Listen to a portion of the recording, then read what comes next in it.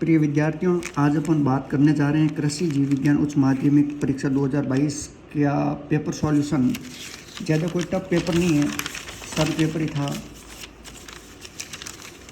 जिसमें सबसे पहले अपन देख रहे हैं वस्तुनिष्ठ प्रश्न के बारे में। वस्तुनिष्ठ प्रश्न के अंदर देख रहे हैं सबसे पहला प्रश्न, यहाँ पे प्रश्न आया सबसे लंबा सूत्रकृमि सबसे लंबा सूत्रकृमि उसकी लंबाई कितनी है, तो वो है 11 mm, और सबसे छोटा सूत्रकृमि है जिसकी लंबाई है वो है 2 mm।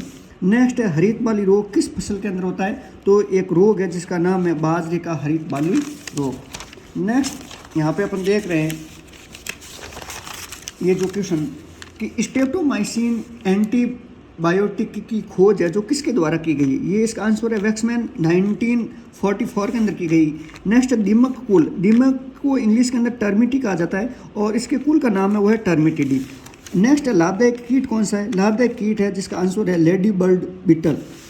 नेक्स्ट है बीटी कपास को खाने से कौन सा कीट है जो मर जाता है, इसका आंसर है गुलाबी सूंडी कीट। नेक्स्ट है प्रतिबंधित एंजाइमों के प्रकार। प्रतिबंधित एंजाइमों के प्रकार की बात करें ये 2 प्रकार के होते हैं, 2 प्रकार के अंदर अपन बात करते हैं। एक तो है एक्सो न्यूक्लियस एंजाइम और दूसरा वो है एंडो न्यूक्लियस एंजाइम। ये 2 एंजाइमों के प्रकार है जो डीएनए को किसी विशेष स्थान से काटने का कार्य करता है। नेक्स्ट है राष्ट्रीय बीजीय मसाला अनुसंधान केंद्र है वो कहाँ पर स्थित है, तो इसका आंसर है तबीजी अजमेर के अंदर है। ड्रोसोफिला में सफ़ेद आंख उत्परिवर्तन की खोज किसने की थी, तो मॉर्गन एक वैज्ञानिक था जिसने उत्परिवर्तन को समझाने के लिए सफ़ेद आंख वाली जो ड्रोसोफिला एक फल की ली थी, उसके अंदर लाल आंख, सफ़ेद आंख, पीली त्वचा, इस प्रकार से उन्होंने मक्खियों के अंदर है जो लक्षण लेकर के उत्परिवर्तन जो करवाया था। नेक्स्ट है परपोषिकी कोशिकाओं की संख्या बढ़ने से उद्वृद्धि को क्या कहा जाता है, मतलब संख्या बहुत अधिक बढ़ने के कारण एक रोग होता है जिसे कहा जाता है कैंसर, और इसको कहा जाता है अतिवृद्धि। इसका सही आंसर है वो है अतिवृद्धि, इसका सही आंसर है। नेक्स्ट टिड्डा कौन से वर्ग का सदस्य है, टिड्डा आर्थ्रोपोडा संघ का है और वर्ग पूछा इसका, तो इसका आंसर होगा वो होगा इंसेक्टा वर्ग। नेक्स्ट है पौधों में नाइट्रोजन स्थिरीकरण को बढ़ाने वाला जीन कौन सा है, उस जीन का नाम है निप जीन।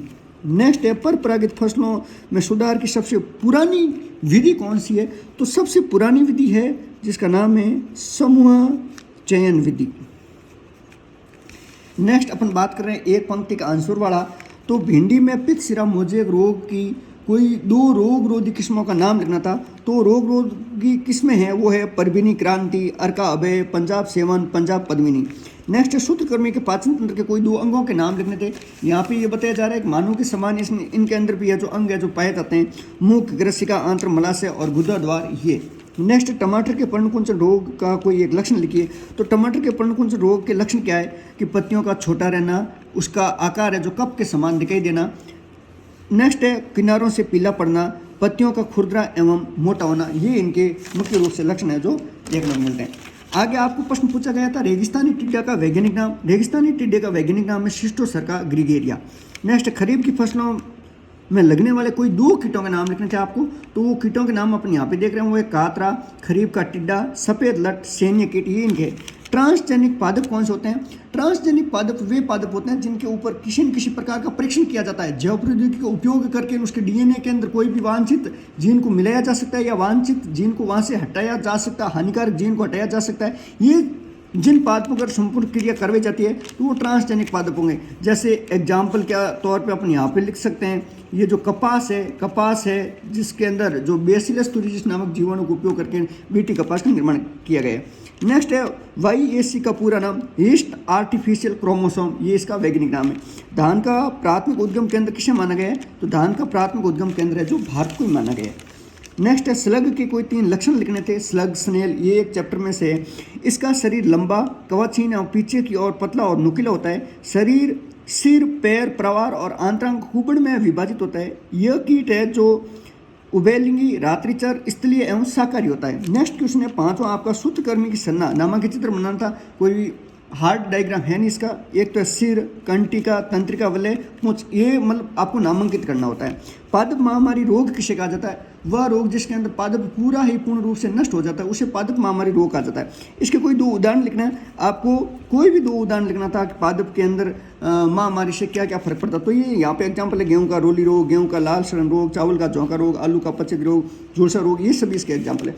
नेक्स्ट, आदि जीवाणु का संक्षिप्त में वर्णन कीजिए। आदि जीवाणु कौन से? वे जीवाणु जो बहुत ही अधिक दलदली वाले क्षेत्र के अंदर, बहुत ही अधिक गर्म झरनों के अंदर, पशुओं की आंत में पाए जाते हैं, उसे आदि बैक्टीरिया है जो कहा जाता है। इसका एग्जाम्पल अपन बात करते हैं, पशुओं की आंत में पाया जाने वाले एक जीवाणु जिसका नाम है मिथिनोजन बैक्टीरिया। विषाणु कोई 3 लक्षण, विषाणु के लक्षण के अंदर अपन बात करते हैं तो इनके अंदर पाया जाने वाला आनुवंशिक पदार्थ के रूप में अधिकतर जो विषाणु के अंदर है वो आरएनए पाया जाता है।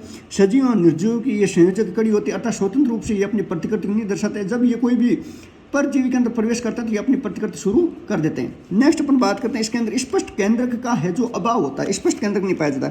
आगे कवक कोशिका का नामांकित चित्र बताना है, तो इस प्रकार से आप कवक कोशिका का नामांकित चित्र है जो बता सकते हैं। पादप उद्योग संवर्धन में कृषि में कोई 3 महत्व लिखना था। कृषि के अंदर पादप उत्तक संवर्धन का क्या महत्व है? अपन उत्तक संवर्धन का मतलब क्या होता है? पादप के किसी उत्तक के भाग को लेकर के नए पादप का निर्माण करना, संवर्धन माध्यम में रख करके। तो इसका महत्व की बात करें तो उत्तक के भाग से पादप का निर्माण करना, इसकी बहुत सारी प्रतिलिपियाँ तैयार की जा सकती है, कम समय में अनेकों पौधे तैयार किए जा सकते हैं, कम स्थान में अनेक पौधे तैयार किए जा सकते हैं और बाह्य कारकों से जो किसी न किसी प्रकार का छुटकारा पाया जा सकता है। नेक्स्ट अपन यहाँ पे देख रहे हैं, टीआई प्लाज्मिड का एक नामांकित चित्र बनाना था। नेक्स्ट है, शुद्ध वंशक्रम का चयन किससे कहते हैं? यानी अपन यदि कोई भी पादप का निर्माण करवा रहे हैं, यदि कोई भी फसल का निर्माण करवा रहे हैं तो उस फसल के अंदर विशेष तौर से शुद्ध लक्षणों वाली फसल को अलग करना शुद्ध वंशक्रम है जो चयन कहा जाएगा। इसके कोई 2 दोष लिखिए। दोष क्या है इसके? मूल किस्म में आनुवंशिक विविधता का होना जरूरी है। मतलब पहली बात ये है कि इसकी जो पूर्वज थी उस पूर्वज के अंदर आनुवंशिक रूप से विविधता का उत्पन्न होना बहुत अधिक जरूरी। नेक्स्ट है, अनुकूलता में परिवर्तन होने की संभावना। मतलब अपन इनकी जो भी संतान उत्पन्न होगी उस संतान के अंदर किसी न किसी प्रकार की अनुकूलता से संबंधित है जो परिवर्तन हो सकता है। नेक्स्ट, असुगुणिता से क्या अभिप्राय? असुगुणिता का मतलब है द्विगुणित कोशिका के समुच्चय के अंदर कमी या वृद्धि होना असुगुणिता कहलाता है। पादप प्रजनन में इसका कोई एक उपयोग लिखिए। उपयोग क्या है कि इसके प्रतिस्थापन की बहुत सारी लाइन है जो तैयार की जा सकती है। मतलब 2n-1 और 2n+2 यानी द्विगुणित के अंदर कमी और वृद्धि। प्रतिप संकरण विधि के कोई 3 गुण लिखे। प्रतिप संकरण क्या है कि जो आवर्ती जनक के साथ में अपनी संकरण क्रिया करवाई जाती है, बैक क्रॉस अपन यहाँ पे पढ़ेंगे। इसके गुण यहाँ पे पूछे गए, यहाँ पे तो पूछे गए दोष और यहाँ पे है उपयोग और यहाँ पे है वो है गुण। गुण है सुगम एवं सस्ती है ये विधि, परीक्षण की अनिवार्यता, इसके लिए किसी भी प्रकार का परीक्षण करने की जरूरत नहीं है और किसानों को यह विधि आसानी से समझ में आ जाती है। नेक्स्ट, उत्परिवर्तन को परिभाषित कीजिए। उत्परिवर्तन क्या? जीवों के अंदर अचानक होने वाले परिवर्तन को उत्परिवर्तन कहा जाता है। उत्परिवर्तन का जनक है युगोटी ब्रिज को कहा जाता है। उत्परिवर्तन किस किस कारक को छोड़ सकता है? भौतिक उत्परिवर्तन पहला, मतलब विभिन्न प्रकार की किरणों के द्वारा, सूर्य के प्रकाश के द्वारा, पराबैंगनी किरणों के द्वारा होने वाला परिवर्तन भौतिक परिवर्तन होगा। दूसरा, रासायनिक परिवर्तन। रासायनिक परिवर्तन के अंदर अपन देखते हैं विभिन्न प्रकार के रसायनों से होने वाले परिवर्तन को रासायनिक परिवर्तन कहा जाएगा। और आनुवंशिक परिवर्तन यानी आनुवंशिक पीढ़ी टू पीढ़ी जो परिवर्तन होगा उसे आनुवंशिक परिवर्तन कहा जाएगा। नेक्स्ट क्वेश्चन था घोंघा के कोई 6 लक्षण लिखने थे आपको। एक प्रकार का जलीय जीव है। सब्जियों में जड़ ग्रंथि रोग के लक्षण लिखने हैं। जौ के आवृतकण रोग का रोग कारक क्या है, इसके लक्षण क्या है, रासायनिक प्रबंध लिखना था। नेक्स्ट, बाजरे के अर्गट रोग का रोग कारक की बात करें तो इसका रोग कारक है क्लेविसेप्स फ्यूजिफॉर्मिस, ये इसका रोग कारक है। नेक्स्ट है फड़का कीट का प्रबंधन कैसे किया जा सकता है, तो यहाँ पे आप रासायनिक, भौतिक और जैविक प्रबंधन है जो बता सकते थे। आगे चने का फली छेदक कीट का भी प्रबंधन किस प्रकार से, जैविक प्रबंधन है, भौतिक परिवर्तन है, रासायनिक परिवर्तन है, रोग रोधी किस्मों का उपयोग करके यहाँ पे है जो इनका नियंत्रण किया जा सकता है। आगे जीरे के छाछे रोग का रोगजनक की बात करें तो एरिसाइफी पोलीगोनी, ये इसका रोग कारक है। इसके लक्षण क्या होंगे और प्रबंधन क्या है, ये सभी आपको बताना था। मूंगफली के पर्णचित्ती रोग के रोगजनक का नाम, रोगजनक है वो है सर्कोस्पोरा एरिकिडिकोला और इस रोग के लक्षण और प्रबंधन का वर्णन करना था। आगे कातरा कीट का वैज्ञानिक नाम क्या है, वैज्ञानिक नाम है तो इसका वैज्ञानिक नाम एंसेक्टा मूरी और इसके जीवन चक्र और प्रबंधन है जो आपको बताना था। सरसों के मोइला कीट का वैज्ञानिक नाम है लिफेफिस एरिसाइमी और इसके जीवन चक्र और इसका प्रबंधन है जो आपको बताना था। इसके आगे बेस्ट ऑफ लक।